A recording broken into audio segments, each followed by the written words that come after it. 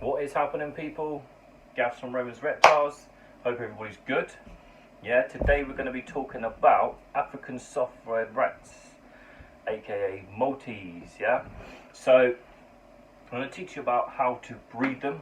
Generally, my channel is about ball pythons, reptiles, but I want to talk about these as well. So obviously, if all of the subjects interest you, or any of the subjects interest you, you want to keep up with me, please consider liking, subscribing. Definitely comment with any questions that you've got. I can help you out with the African soft-fur rats, because believe me, when I first started doing this, I was basically on the case to Tony Hersey gave me my ASF rats, yeah, and I was casing them all the time with questions about what is going on. Help me out. What about this? What about that? What about this? What do I feed them? Blah blah blah blah blah. Yeah. So if you're considering breeding your ASF rats, or maybe you do breed them and your colony's not producing as many as you should, or sometimes they eat the babies, which is gross, but it will happen. You will experience that if you're going to be breeding your Maltese, yeah? But that's what today's all about. So ideally, what I wanted to talk to you about is like getting into the beginning stage of it. And I wanted to show you how you can actually do this on a very, very, very small budget.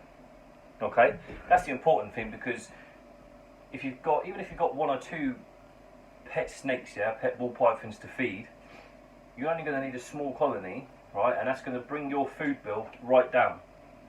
And that's the main idea. But not only that, it is also breeding these little things. I'm just going to get one of these little babies out. They're cute as hell. So when they come out like this, and you're getting lots of little babies like this little monkey, it's cute, it's rewarding. Alright, we all know the reason that they're there. Yes, they're going to get fed off, but in the process you'll definitely have fun spending time with these lot. First bit of advice I've got for you then, yeah, is obviously sourcing the African soft-fur rats. If you go into Pre-Loved, or I don't know, Gumtree or Pets for Homes, or somewhere like that, there'll be somebody out there selling African soft-fur rats for about £1 or £2 each. Like I said, I managed to get mine off of Tony Hersey. I drove all the way to his house, which is pretty far from my house. I was lucky enough for him just to give them to me. But they would have cost me about £5, yeah, for 5 of them. 1 male and 3 females. Now that's our first recommendation. 1 male, 3 females, yeah? That's going to produce you a nice lot of babies. Second way to keep the cost down, alright, is a lot of people think that you need a big rack system, yeah, professional rack system or hand-built rack system to breed your Maltese. You don't. Let me tell you, it will be easier if you do, but if you're just going to be producing a few of them for a pet ball python, or maybe you're just starting out, then this is the way that I've did it. I am going to be buying a big shed for my garden, and I'm going to be building out all new professional rats, because like I said, it's going to be easier. Anyway, so the way that I went about this, I went and sourced them. I found my Maltese, would have cost about £5. There's your starting point, yeah? Second point is, I literally went and got a hamster cage, just like this, okay? I went and bought my first one, I think it was new, it was from Pets at Home, cost me about £25. That came with the food bowl, came with a little hide, came with, well, everything that you can see there, basically, other than this little thing. I don't know if you can even see it, but this is for them to run on. Now, second bit of advice is, if you're going to be keeping your Maltese, yeah, in a hamster cage or any type of cage, they like to chew stuff, and by putting in a wheel or like a little spinning disc, generally takes the urge away from them to start chewing things. I don't really get many chews on any of my stuff, because they expend a lot of their energy on the running wheel or the little spinning disc thing that they've got. And let me tell you, they will run that thing off of its ball bearings or whatever it's attached to. Yeah, they love it. They absolutely love it. And it's really, really good for them to get exercise as well, help them grow, help them build muscles. Yeah, you're going to get a meatier bit of food for your ball python. Okay, so first of all, that's going to give you everything that you need to set up. Yeah, so £25. Although a lot of what I bought from behind me, it's cost me about £5, £10 each for the cages. You just go onto FaceBay, places like that, get it second hand. And you can set up for so cheap. The next thing you want to get, right, is just a little bag of sawdust. Yeah, go to Pets at Home, cheap as chips, mate. I don't know, a couple of quid, £5, whatever it is. Get your sawdust. Yeah, and then obviously in there everything's pet quality and it's not going to harm the rats. The second thing that I use is this stuff. So this is like this is cat litter, but it's like wooden pellets. You can get a bag of this for like £5. And what I do is I sprinkle it along the base of the hamster cage, yeah. So I sprinkle it along the bottom before I put the sawdust in, and then I put the sawdust on top, because what these wooden pellets will do is they will absorb a lot of the urine and the smells and stuff. Don't get rid of it completely, but it does help. And they expand and it turns into sort of dust and it soaks it all up, which is definitely a must if you're going to be keeping rats in your home. Luckily, the Maltese, compared to your fancy rats, don't really smell that much. This room generally doesn't really smell that much, although I do have ventilation in there. Like I said, I'm moving it downstairs into a shed soon enough, so I'll make a big video on that. Other things that you're going to need, yeah? So, in fact, I'll show you what I do. So this is what I feed them, generally speaking.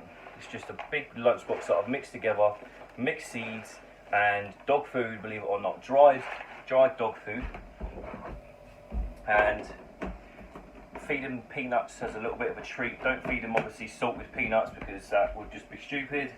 Just get yourself some unsalted nuts. You can buy big bags of that for bulk for cheap as well, off places like this is a wonky, like eBay, places like that. But big bag of seeds, wild bird seeds, cost me £5. Pets at Home again, it's cheap, and I bought this big bag of food, cost me £10. Now one thing that you want to concentrate on this is you don't want dog food that's got too high in fats, and it needs to be above or at least 20% protein. That's important, because protein to these animals is important, because that's what's going to stop them from eating their babies. It's a rough subject, but I'm telling you, they will do it. It's not uncommon for them to eat their first ever litter as well. So if you see that, don't be too alarmed. If they do it for a second time, you may have problems. But when you go to see your African soft-furred rats, when you go to pick them up, ask the guy some questions, yeah? Ask to see the rest of the rats. First of all, see if you can handle them as well. Ask the guy to pick them up and say, look, can you grab one out of the cage? Because African soft-furred rats can be, I think their nickname's like devil dogs, and that does suit them sometimes. But generally, if you get all of your section from a nice colony, it breeds through the genes, yeah. So all of mine are nice. I can handle most of them. Sometimes the mums get a little bit sweaty, yeah, when they've got their babies around. They get a bit protective. That's fair enough. Leave them alone. They're generally not pets anyway, so you don't need to be handling them too much. But if you want a little cuddle with them every now and then, most of them will be happy to do that. But be prepared. They do jump, which I learnt the hard way, and they actually jump pretty high. So that's your food, yeah. Get yourself some food. It needs to be above 20% protein, reasonably as low fat content as you can. I buy this Wag Worker dog stuff. It works well for me. That big massive bag cost me £9. That seed cost me £5. But you can go smaller. You can buy smaller stuff to start with.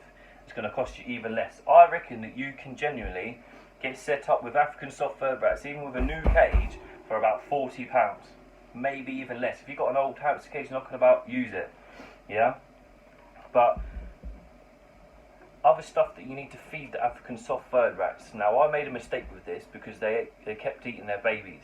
And the reason that they did that is because I kept treating them all the time with nice fresh vegetables, because they will eat pretty much anything, yeah. But I was going in every day giving them fresh sweet potato, fresh spinach, fresh fruit. Every day I was giving them treats. And Tony said, look, that's the reason why they're eating their babies, because they're not filling up on the good stuff, yeah, the good with stuff that's high in protein. So if you're going to feed them vegetables, and I say you should, twice a week, just a little bit as well, just for them to nibble on. They don't need loads of it, but you can feed them all sorts of kitchen scraps as well. Don't be feeding them spicy stuff. That's not very fair. It's probably not very good for them either. It's probably going to make a big mess everywhere as well, yeah. But based on everything that I've said, that's a very, very quick sort of smash you in the face guide of how you can start setting up your ASF rats. I think they start breeding, I think it's between 2 and 4 months old, so about 8 weeks onwards. I think they start becoming sexually mature, and they'll start producing babies from you. The number of babies that you're going to get gets a little bit more as they get a bit older, and it will start to decline after about they're 9 months old. So what you want to try and do is when the parents get to about 9 months old, some of the babies that are in there, keep the females, switch out your old females, yeah? In terms of actually feeding them to your ball python, there are ways that you can euthanize these guys. The most humane way to do it is get CO2.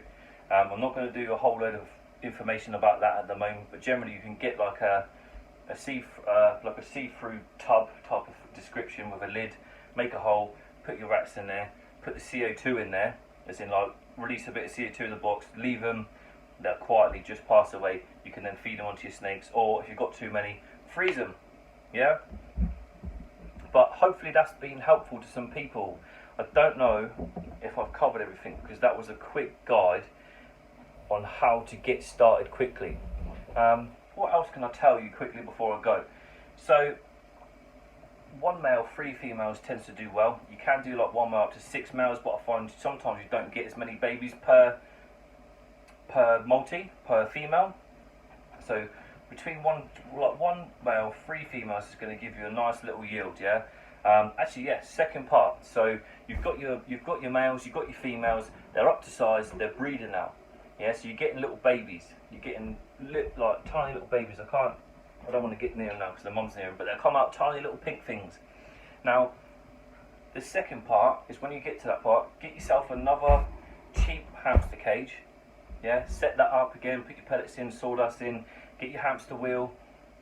And when they get to the part where they're eating, they've got fur on them. They'll talk about the babies now, yeah? So when they get the fur on them,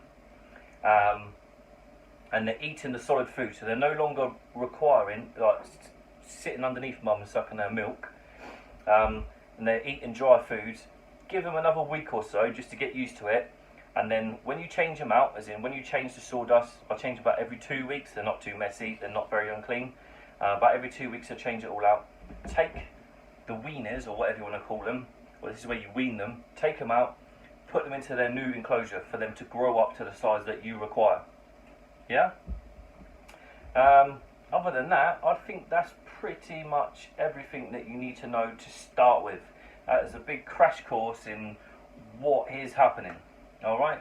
If you do have any questions, I definitely would love to answer them. I'd definitely like to help you out, because like I said, I had loads of questions about what's happening, what do I feed him, can I feed him this, can I feed him that, this female's not breeding as well as that female. The questions are going to be endless. I am here for you. Just comment below with any questions that you want, or go to my Instagram page, Romans_reptiles. DM me, I think that's what you say on Insta, innit? Yeah? DM me, and I can definitely help you from there as well. One thing that is important, okay, to know about your Maltese is, with fancy rats, right, with the males and the females, you need to take the males out every now and then to give them a rest. They need their own little space. The females need their own little space to bring up the babies, yeah? With African soft fur rats, that is not the case. They are the easiest rats to breed, in my opinion, because you just leave them in there. The reason they're actually called, I think they call it multi-mammate rats or something along those lines, is because all of the females can feed the babies, so they interchange. They're like a proper family. The male will help out, doesn't get in the way, he's actually quite useful, and all the females will help feed the babies, so they're a nice collective family, yeah? So you don't need to take out the male, you can keep them in there all the time, like I said, until they start getting to about the 9-10 months old. They don't produce as many babies, so you might want to look to swap them out. Alright? Okay, perfect. So, if you liked the video today, obviously please consider hitting that like button, press the subscribe button, keep up with what I'm doing, people. It means the absolute world to me. Thank you for your time today, of course. Again, any questions you've got, hit me up. I'm happy to answer anything that you've got, okay? But other than that, thank you for your time. See you in the next video.